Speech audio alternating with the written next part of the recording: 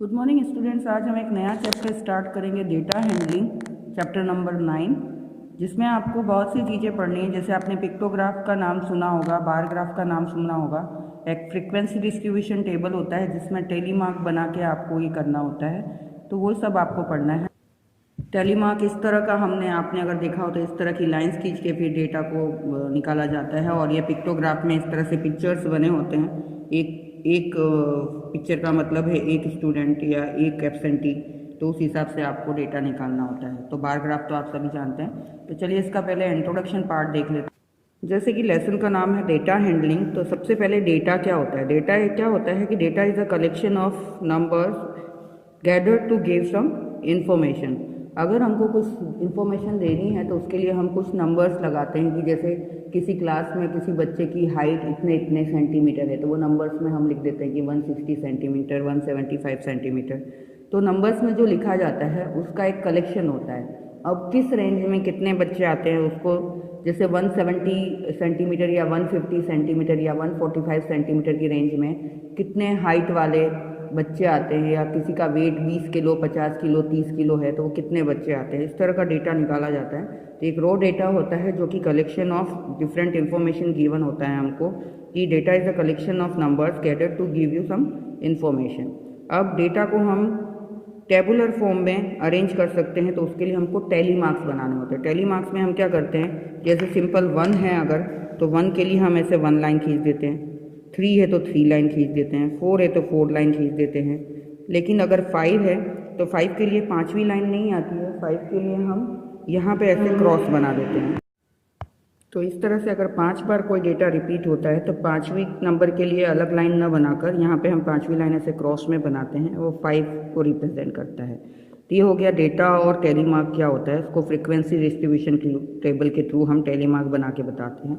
Next topic है pictograph. A pictograph represents the data through pictures of object. अगर आपको pictograph बताना है तो आप पिक्चर्स के थ्रू, किसी पिक्चर के थ्रू आप इसको असाइन कर देते हैं कि ये इतने पिक्चर्स इतने को रिप्रेजेंट करते हैं, और उस पिक्चर्स के थ्रू फिर हम उसका डेटा निकालते हैं। ठीक है, तो ये पिक्टोग्राफ आप जानते हैं, जस्ट हम बाद में इसको रिवाइज करेंगे, पढ़ेंगे तो आपको याद आ जाएगा। अब टेलीमार्क और पिक्टोग्राफ का मैं एक एक एग्जाम्पल बताती हूँ। जैसे कि आपकी बुक में एग्जाम्पल 2 दिया हुआ है कि Ekta is asked to collect data from size of shoes of students in her class. Her findings are recorded in the manner shown below. यानी उसकी क्लास के बच्चों का जो शू का साइज़ है वो कितना है वो यहाँ पे दिया हुआ है, वो शू का साइज़ यहाँ लिखा हुआ है। अब आपको बताना है फाइंडिंग हर रिकॉर्ड जो किया है उसके हिसाब से शू साइज टेलीमार्क्स यूज़ करते हुए आपका एक फ्रीक्वेंसी डिस्ट्रीब्यूशन टेबल आपको बनाना है। तो वो हम कैसे करेंगे, हम एक एक करके नंबर कट करते जाएंगे और यहाँ पे टेली मार्क बनाते जाएंगे। जैसे पहला नंबर है 5, तो यह 5 के आगे 1 मार्क, फिर 4 और फिर 5, तो 4 के आगे 1 और 5 वापस आ रहा है, तो ये फिर 4 5 7, तो ये 4, ये 5, ये 7, फिर 7 6 6, 7 6 6, next 5 8 7, this is 5 8 and 7, 6 7 5, 6 7, अब 5 4 हो चुका है तो ये 5वां ऐसे आएगा, 7 4 7, ये 7, ये 4 और ये वापस 7, यानी यहाँ लाइन आएगी।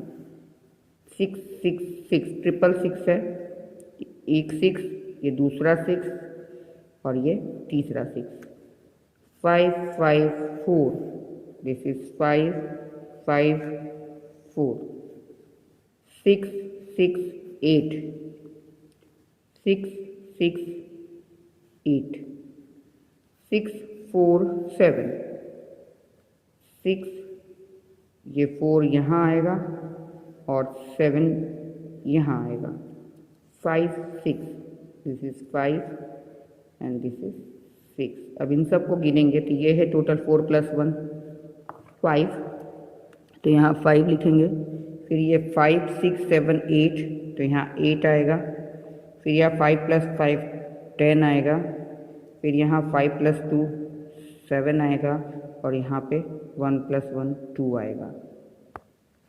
तो इस तरह से ये टोटल 32 स्टूडेंट्स का डेटा था, यानी जिसकी साइज 6 है, ऐसे टोटल 10 बच्चे हैं 32 में से। तो ये फ्रीक्वेंसी डिस्ट्रीब्यूशन टेबल बोलते हैं, जिसमें टेली मार्क्स के थ्रू हम नंबर्स निकालते हैं कि किस साइज़ के कितने बच्चे, किस साइज़ के शूज़ कितने बच्चों को चाहिए। तो इससे हम आसानी से अगर ऑर्डर देना है तो दे सकते हैं कि 4 नंबर का चाहिए, 5 नंबर का चाहिए, 10 शूज़ जो है 6 नंबर के चाहिए।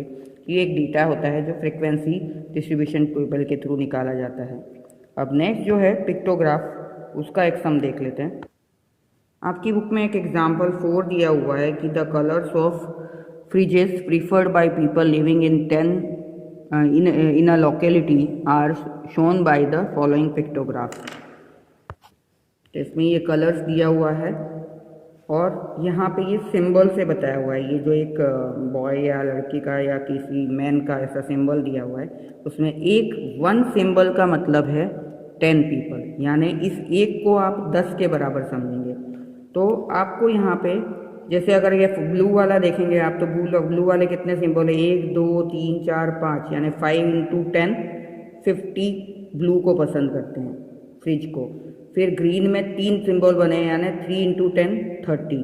फिर रेड में 1 2 3 4 5 तो पूरे हैं, यानी 50 हो गया, और एक हाफ है, हाफ यानी 10 का हाफ कितना होता है 5, तो 50 + 5 55 हो गया। और वाइट में 2 है, यानी 20 है।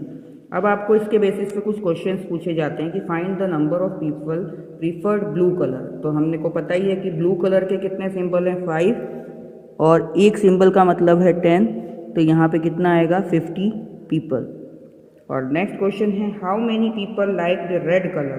तो रेड कलर में 5 × 10 करना है, क्योंकि 5 तो पूरे हैं, 1 2 3 4 5, और एक आधा है, एक आधा यानी 10/2 हो जाएगा।